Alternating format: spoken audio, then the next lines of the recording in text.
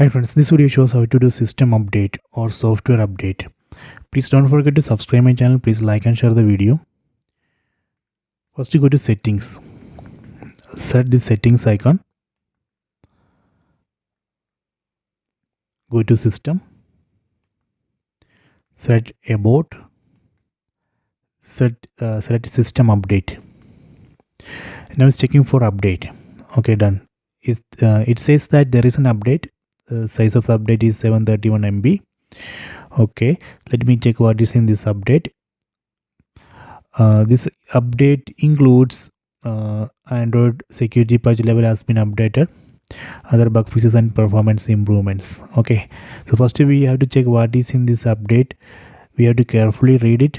Then if we are okay with this update, then we can go ahead and select the restart now button.